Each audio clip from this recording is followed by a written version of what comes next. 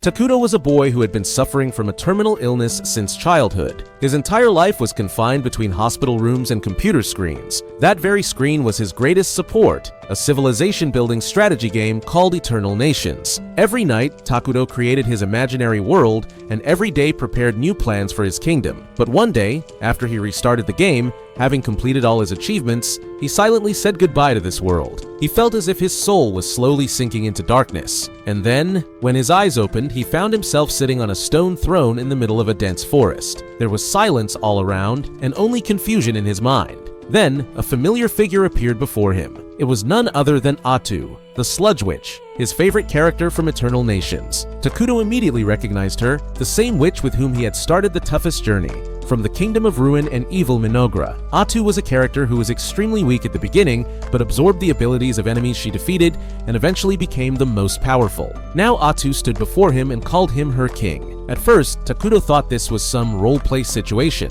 but Atu smiled and said, "You don't need to think so much. I know everything. Your name, your life, even the fact that you have never touched real grass." She said that Takudo was the pro among pros who had completed the game on nightmare difficulty. Hearing this, Takudo was stunned, because Atu not only knew he was a player and she was just a character, but she remembered every game they played. His playstyle, all his dialogues, and even the things he had said to her alone through the screen. There was a sparkle in Takudo's eyes. His heart was beating fast. To see and talk to his favorite character face to face, this was nothing less than a miracle for him. But Atu smiled and said, "I'm even happier than you." Takudo asked hesitantly, "Is this heaven? Did you summon me here?" But Atu shook her head and replied, "No, I was summoned here too.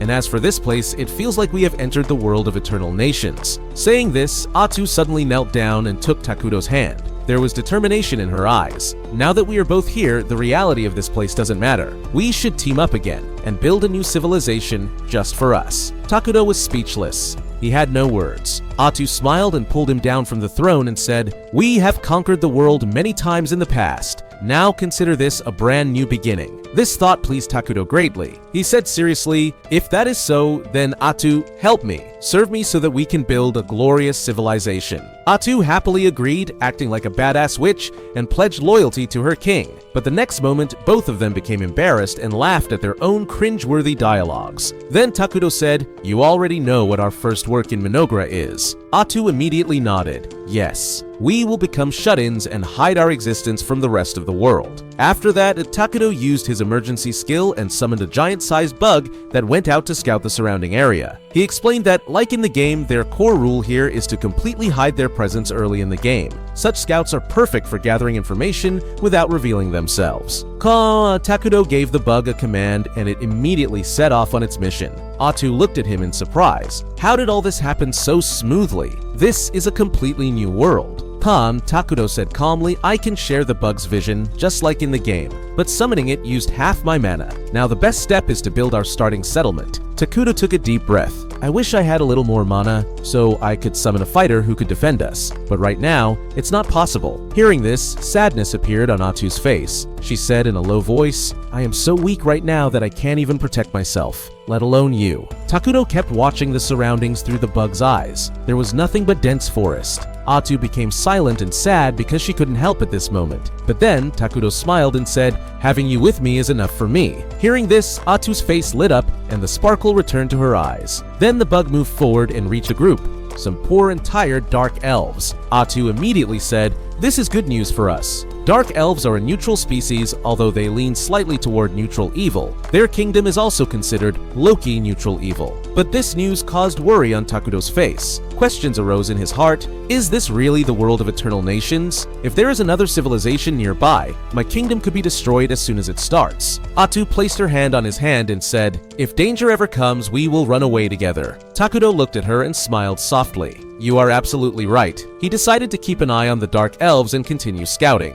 The bug showed that the Dark Elves were performing their small chants and celebrations. But suddenly, a group of Dark Elves arrived right where Takudo and Atu were present. There was shock on both sides. As much as the elves were scared to see them, they were equally scared. Atu immediately stood in front of Takudo, with determination in her eyes. If my master is threatened even a little, I will stake my life. Meanwhile, the Dark Elves' leader, Jia, had gone out to find food for his people. His assistant had already warned him. We shouldn't come to this forest. Legends say that something extremely evil is sealed here. But Jia shook his head and said, I cannot let my people die of hunger. Even if the legends are true, we must move forward. And as this thought ran through his mind, his gaze suddenly fell on Atu and Takudo. At that moment, he felt as if he was standing before an avatar of evil. Takudo's form looked to him like a black silhouette, and at that very moment, Jia's heart accepted that all those terrifying stories about this forest were not lies. Jia's heart was pounding heavily. He felt that if a single mistake was made here, his entire clan could be wiped out. So he immediately kneeled down and introduced himself before Takudo. His followers did the same.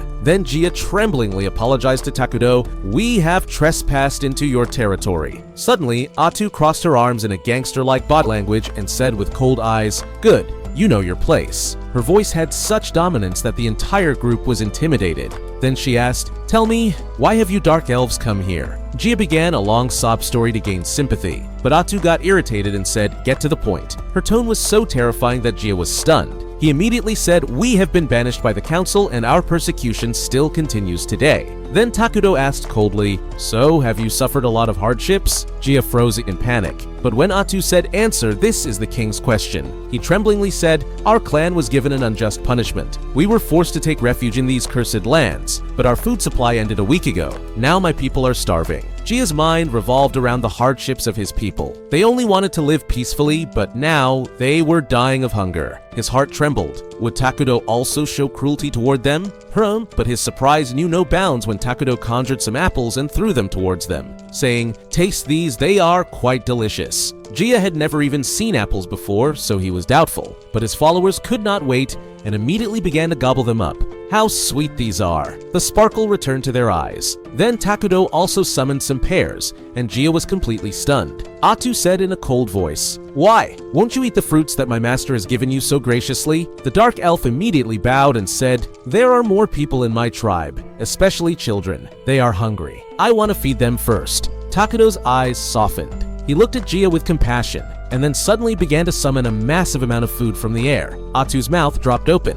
She was looking at Takudo in horror, and Jia stood in sheer shock, as if a deity was performing a miracle before his eyes. Jia, like the Dark Elves, had always faced discrimination. People believed they were connected to the dark side, so no one ever helped them. For the first time, someone showed mercy, and now questions filled Jia's eyes. She asked Takudo, "Who exactly are you?" But Takudo calmly said, "Take this food to your people." Jia and her followers returned to their camp. For the first time, everyone had full stomachs, and satisfaction appeared on their faces. But Jia didn't tell anyone where the food came from.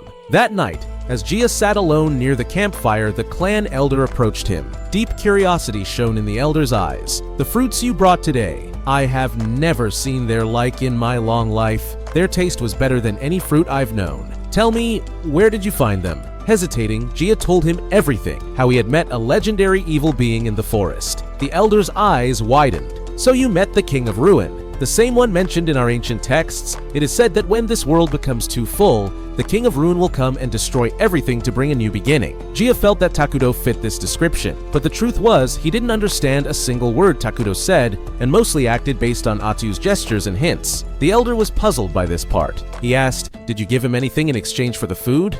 Jia shook his head. "No, I gave nothing." The elder said seriously, "No evil being ever shows mercy without a price." But Jia still believed, "No, he is kind.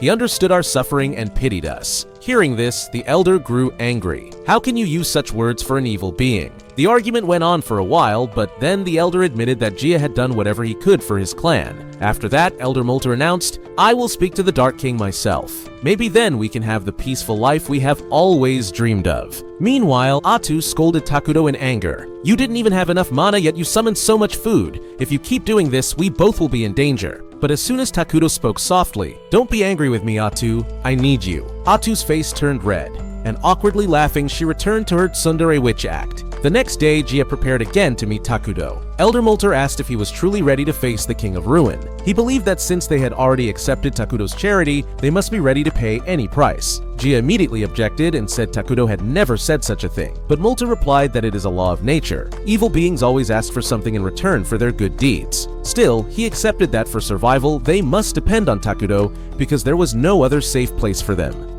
Together they decided to meet Takudo, unaware that all along Takudo's insect scout was watching them. Takudo immediately called it back, and when he learned the Dark Elves were coming, he only wanted them to quietly take the food he had prepared the day before and leave. He got nervous and said he couldn't communicate well, so negotiating would be difficult for him. Atu said she would handle everything, and this would also show the Dark Elves that their king does not even consider it necessary to talk to them. A little later, Molter and Gia arrived there. The Elder Elf greeted Takudo and thanked him through a ChatGPT-generated salutation for providing food to their people. Then he asked if he could know the name of the person who helped them. With Takudo's permission, Atu proudly revealed his name and declared him the King of Ruin. Both Dark Elves were stunned. Their fears had been confirmed.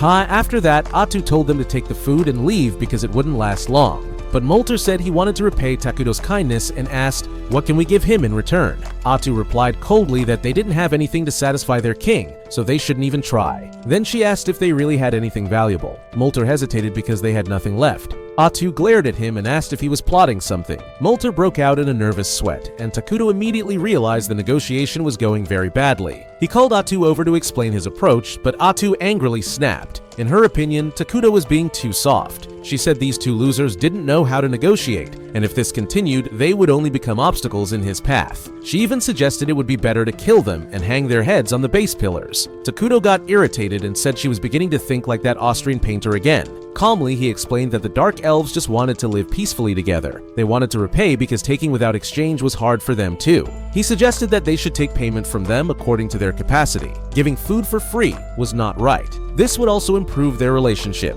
Atu was reluctant but could not deny his reasoning. She informed the elves that their king had accepted their offer. Hearing this, relief spread across Molter's face. Both Takudo and Atu understood why he had been so nervous. He had mistaken Takudo for a typical evil being. Atu rebuked him, but herself got confused about what to ask in return. Then Takudo had an idea and said they should gather information from the elves about the outside world. Molter was very happy to hear this and swore to tell Takudo everything about the outside world in detail. Atu set a condition that after this, they must leave the forest immediately with their entire tribe. Molter and Gia were shocked on hearing this. They said they wanted to settle here under Takudo's mercy, but Atu scolded them and warned that if they wanted to survive, they should not get greedy. Gia tried to argue, but Molter silenced him, saying they must follow the king's orders. The two started to leave, but Takudo felt guilty about sending them away. Suddenly, a thought occurred to him. He asked Molter and Gia to become his citizens. Both elves were stunned by this, but Atu was the most shocked. She asked Takudo what he was doing. Takudo reminded her of the game's refugee system, where different species could become citizens. He explained that since the Dark Elves are a neutral species, they would easily adapt to the kingdom's evil attributes and coexist with the other species. Atu was still doubtful because, in her experience, evil-aligned species often had ongoing conflicts. Takudo reminded Atu how creepy their main species, the homunculi, looked, like humans broken into pieces and wrongly put back together. He said they couldn't stay among them all the time. At this thought, the terrifying image of the homunculi appeared in Atu's mind, and she immediately agreed with Takudo. Then she turned to the two elves and said Takudo intended to soon establish a kingdom here and was ready to accept them as citizens, provided they took an oath of service to him. Molter was startled and asked Atu what would happen to them if they became Takudo's citizens. Atu clarified that they would become evil beings, but said with a slight smile that being evil was not as bad as people think. Sometimes it could even be more fun. Soon, Takudo and Atu arrived at the Dark Elves settlement, where everyone was ready to welcome them.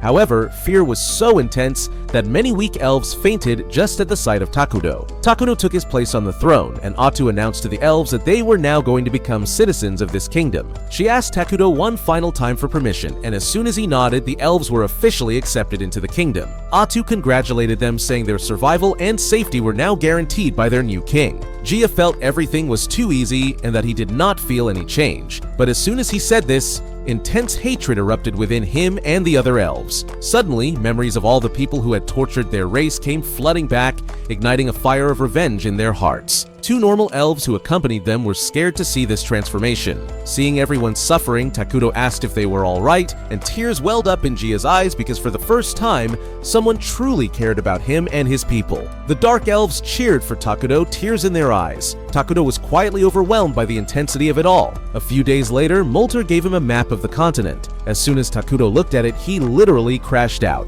Atu, worried, asked what happened. Takudo showed her the map and said, "Look at how shitty our starting position is." Seeing the continent map, both their faces hardened. Two large and powerful civilizations already existed there. On one side, the Holy Kingdom of Qualia, a human nation worshipping the god Arlos, clearly aligned with good. On the other side, Elnan, an alliance of elementals where nature-worshipping elves lived, also firmly on the good side. Atu became anxious. If these two discovered their small kingdom, they would immediately be erased. Both crashed for a while, but Takudo regained composure and said that as long as they remained undiscovered, they could slowly become stronger. He reminded them that in the game, their main species, the homunculi, was rather dumb in research, so real-world progress was slow. But now, with Dark Elves, research and intel work would improve. Soon after, a delegation of Dark Elves arrived, this time with Jia and his assistant Emily. Jia explained Emily was a smart nerd who knew a lot about other kingdoms and their tactics, so she would prove to be a great asset.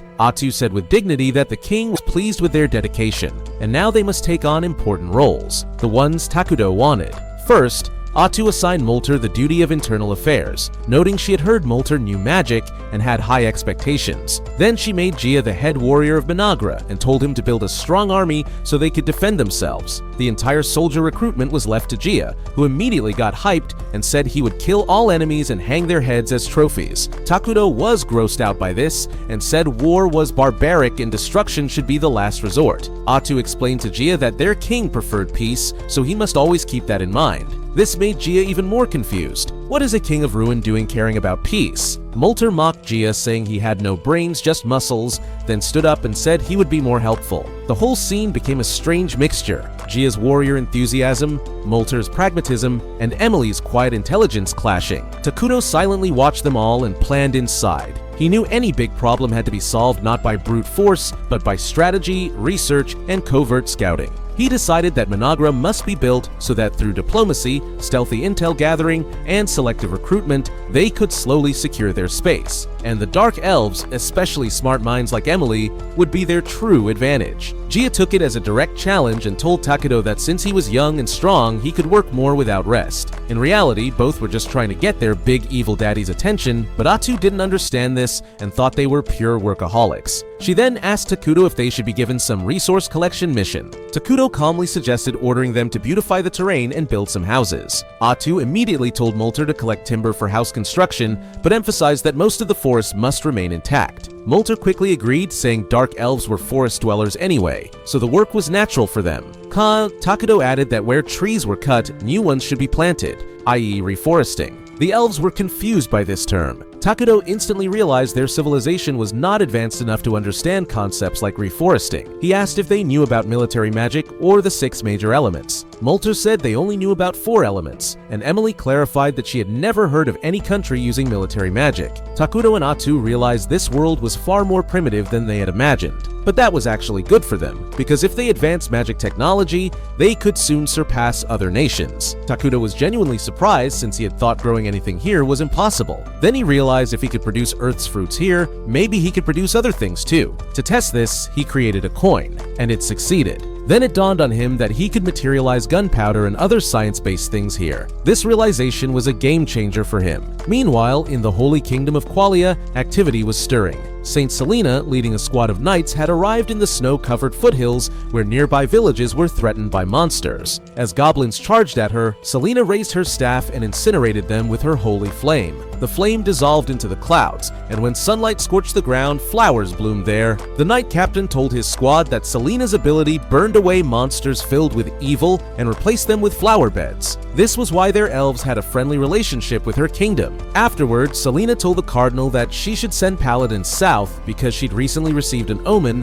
about something terrible happening in the cursed forest. The cardinal flatly refused, saying the cursed forest was very far in the continent's corner and sending paladins required higher-ups' permission. Angry, Selena said that if he wouldn't send them, she would go there herself. The cardinal tried to argue but eventually relented and promised to send some soldiers using his personal authority. Meanwhile, Takudo and Atu were busy developing their territory. Houses were being built for the Dark Elves and a temporary throne room had been set up where Takudo sat on his throne eagerly awaiting meetings and conferences with important kingdom citizens. Just then, Molter, Gia, and Emily arrived. Atu immediately said they should start their first council meeting. Before the meeting began, Emily had a gift for Takudo, an outfit. Takudo liked it since his old clothes had become dirty. He thanked the elves, though, strangely, they saw no big difference in his appearance. Still, they accepted Atu's confident claim that Takudo looked magnificent in the new outfit. Crow. The meeting started, but Takudo was busy fanboying over his new look. Atu decided to lead the meeting herself and consult Takudo whenever needed.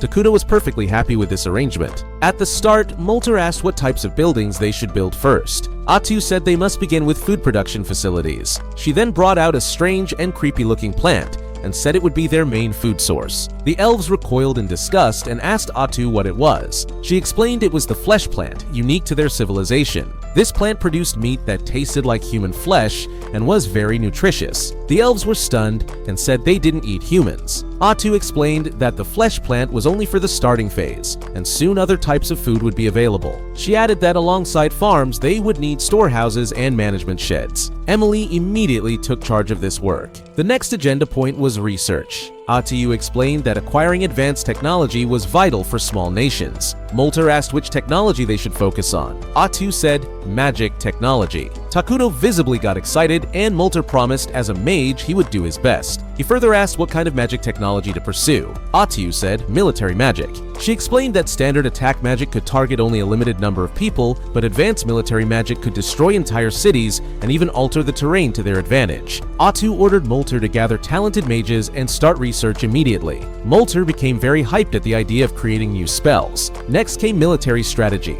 Gia got extremely enthusiastic as it was his topic, but Takudo immediately said they would not invest heavily in the army for now. Atu added that armies were expensive to maintain and produced nothing in peacetime. Gia argued that they currently did not have enough power to protect their king, so focusing on the military was necessary. Molter supported this, saying that as leaders of the Dark Elves, both he and Gia had bounties on their heads, and enemies could attack their kingdom. Takudo understood their concerns and offered a new solution. He would create a hero to defend the kingdom. Atu agreed, saying creating a hero was expensive but they required no maintenance, so heroes were perfect for their current needs. The elves didn't know what a hero was, so Atu explained that heroes are extremely powerful beings who serve directly under the king. There are certain conditions to summon different heroes, but she was confident they would soon summon their first hero. Takudo was super excited by this. He thought that most work in this world required mana, and a kingdom could only collect mana from its people. The happier the people were, the more mana they could gather. Takudo resolved to make his kingdom the happiest place on the planet. Meanwhile, in the Holy Kingdom of Qualia, a junior paladin named Lonius was chosen as part of the investigation team to be sent to the Cursed Forest. Along with him was senior paladin Vertel, whose favorite pastime was annoying Lonius because Lonius was very straight-laced and formal. Vertel complained that sending such a small investigation team, only 2 paladins and some mercenaries, was risky. He said the church should pay more attention to Selena's prophecy. Lonius agreed but knew it was impossible to guess what the higher-ups were thinking. He also knew that if they succeeded, they would receive a great reward, but if they failed, all the blame would fall on him. Back in Minagra, Takudo inspected the progress of his civilization. He felt nostalgic because he had seen the starting phase on the screen thousands of times, but now he was seeing it firsthand. Emily showed him around, explaining that Dark Elves are experts at building tree houses. However, housing construction was slow because they were focused on the flesh trees. Flesh trees were growing well, and management and storage facilities had also been built. Emily added that they had found a freshwater spring nearby and were checking whether they could draw water from it. As for magic research, Molter and other mages were working hard in the newly built research building. Takudo felt very happy hearing this, and even more so when he learned that the elves were taking initiatives, like searching for water sources themselves. He was truly glad that the exhausted and troubled elves who had first arrived were now looking happy. When he shared this with Emily, she burst into tears of joy. Takudo freaked out seeing her break down, but Emily soon calmed down and continued the tour. She showed Takudo and Atu the flesh tree farm and said that thanks to the tools Takudo had provided, they expected their first harvest soon. Then she took them to the water source the elves had found. But this time the vibe was completely different. The water had turned dark and Emily became disappointed, thinking the water was now unusable. Before Atu could explain, Molter and Gia also arrived to check on the water. They agreed with Emily that the water didn't seem usable anymore. But then Atu took a sip and said the water was completely safe to drink. She explained that the place looked dark and gloomy because it had become part of Minagra, a feature called cursed terrain. Takudo told the elves to take a deep breath, and suddenly they felt their minds clear and bodies fill with energy. Atu explained that cursed terrain gave an advantage to evil-aligned beings while penalizing neutral and good-aligned ones. Since the Dark Elves were now part of it, having become evil beings, the water was perfectly safe for them. Gia confirmed this by drinking the water himself. Atu then said the entire forest would soon be part of the cursed terrain. But Takudo thought this might be problematic, as cursed terrain looked very different. Molter agreed, saying when the whole forest turned so dark, enemies could easily spot them. Gia again suggested building an army, but Takudo and Atu assured him they were going to summon a hero, Ko. Molter said he still wasn't clear on what exactly a hero was. Atu decided to explain with an example. Suddenly, dark tentacles emerged from her back, and she easily cut down nearby trees. Then she revealed that she herself was a hero. Even though she currently had only 1% of her full power, she could still defeat entire armies. Takudo boasted before the surprised elves that heroes were truly awesome, and they grew stronger over time, even without doing anything. But he quickly changed the topic and told Atu that there was no need to cut trees just to show power, and that she would have to clean up the mess later. The elves were genuinely amazed and said Takudo was great because he had such powerful subordinates. They decided to build him a grand palace. Takudo initially refused, saying he didn't need one yet, but the elves firmly insisted that their king couldn't live in simple houses like them. Atu also explained to Takudo that having a palace would make people happier, so he should allow it. Finally, Takudo gave permission and said that one day he wanted a flying fortress, but for now a normal palace would suffice. At the same time, an investigation group led by Lonius and Vertel was advancing toward the southern cursed forests. Vertel was still unhappy with the small size of the group. Lonius replied that for now this was all they could get because most forces were busy dealing with disturbances in the north. Evil-aligned species had appeared there, attacking and looting towns, so most of the Empire's firepower had been diverted northward. The mercenaries suddenly said those who had gone north were in a very tough situation.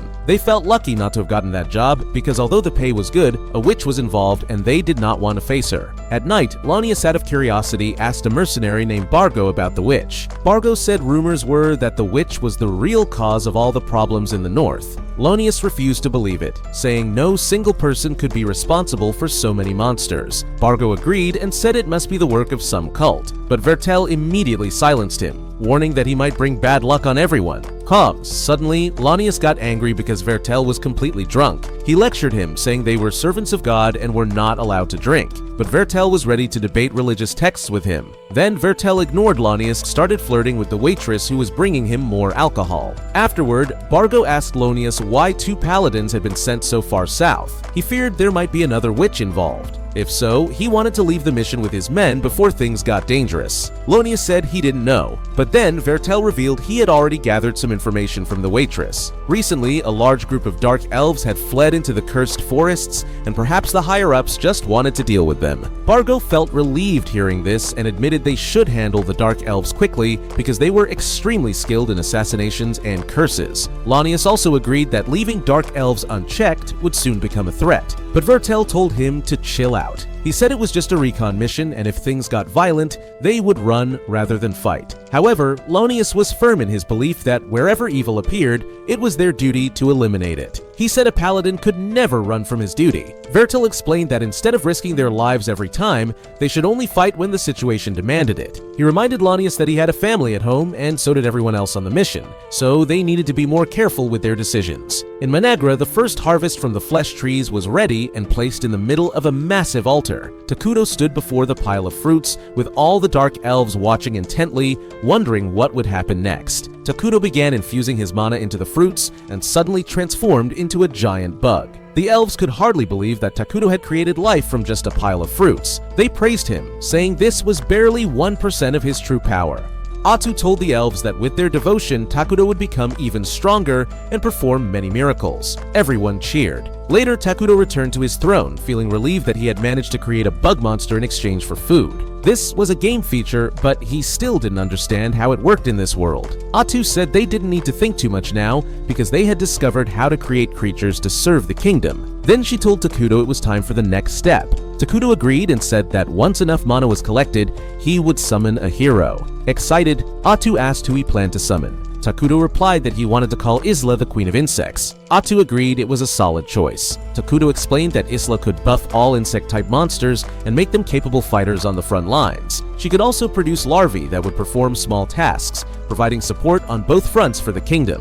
Atu was pleased that Takudo had made such a well-thought-out decision. Takudo said he had no other choice because other heroes were too unhinged. Atu also agreed, knowing the others would need years of therapy. Takudo said he hoped to summon them someday, but not yet. Meanwhile, Lonius and his team had reached the Dark Continent and soon faced their first opponent, a hill giant. Lonius started commanding the mercenaries to support him, but Vertel said it wasn't necessary. He insisted he could handle the monster alone, as they didn't have time to waste. Acting alone would speed things up and prevent others from getting in his way. Vertel quickly moved toward the hill giant with his sword drawn as his company watched. He enchanted his sword with holy power. The hill giant patiently waited to finish him off and then counterattack, but Vertel easily blocked the giant's heavy club and cleanly sliced it off with his holy sword. He then leapt onto the monster and delivered multiple blows, knocking it down without giving it a chance to fight back. After killing the giant, he returned to his troops, and Lonius praised him, saying the mission would be easy with Vertel on their side. But Vertel disagreed, which worried Lonius. Back in Minagra, Takudo was enjoying a burger when Atu told him he should eat something healthier. Takudo laughed and said he always ate healthy but boring food in the hospital and now wanted to try something new. He also worried about Atu because she had been eating only salad for several days. Atu replied that kind of food suited her better. They talked about the rapid pace of construction, and suddenly Takudo said that after eating, Atu should call Molter and the others. He explained that their newly created scout bugs had mapped the area around their base. His plan was to do something about the nearby human settlement. First, he confirmed with Atu that the nearby town was not part of the Holy Kingdom of Qualia. Atu said it was an independent territory with a neutral alignment. Takudo was happy to hear this because it meant they could negotiate with that town. He hoped nothing bad would happen during the interaction. He believed things would be fine for now, but Atu joked that by saying that, he was jinxing everyone. Takudo laughed and said nothing like that would happen. Just then, a bug messaged him that an armed group was coming toward the forest. Takudo told Atu that if possible, they should send them back peacefully and be ready to fight if things worsened. At that moment, the armed group turned out to be none other than Lonius and Vertel's party. As they entered the forest, Vertel ordered everyone to stop because he sensed someone was approaching. Atu came out of the forest wearing black clothes that concealed her face and expression. Vertel told her to identify herself. She claimed to be a dark elf who had taken refuge in the forest with her clan because there was no other safe place for them. Vertel understood and told her to move aside because they needed to inspect the forest, but Atu replied that they shouldn't go inside. Vertel immediately sensed something was wrong, but Lonius shouted at Atu, scolding her for disobeying a servant of God's orders. Vertel snapped at Lonius, saying he shouldn't interrupt. Lonius was annoyed and asked why he was scolded over such a small matter. Vertel resumed talking to Atu and said they couldn't just turn back because she didn't want them to go into the forest. He asked if something was hidden there.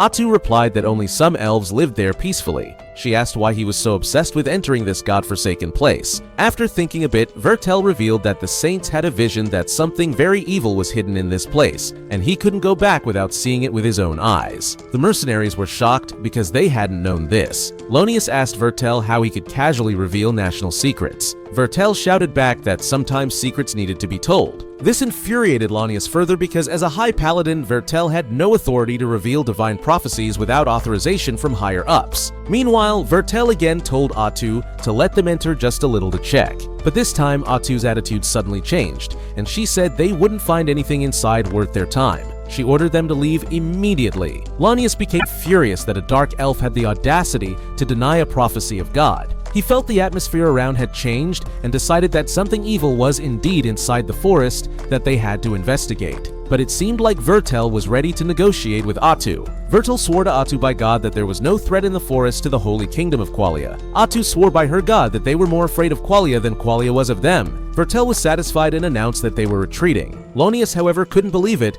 and said the woman was clearly hiding something. Vertel scolded him as a faithless coward and told him not to project his fears onto others. He said they found nothing, and that was the result of their investigation. Saying this, he started to turn back. But Lonius was determined not to let him decide anymore. He declared that he was revoking Vertel's high paladin authority because Vertel had revealed the prophecy to the enemy and abandoned his duty. He ordered the mercenaries to enter the forest and find out what evil was hidden there. Bargo agreed, as Lonius was their paymaster after all. Atu begged them not to go into the forest, but Lonius commanded his men to capture her. While Vertel opposed this, Atu sighed, knowing the negotiations had failed. Within seconds, the mercenaries were impaled on her spikes like fresh kebabs, and Lonius was the first to be knocked unconscious. He didn't even remember how it happened. And here the video ends for today.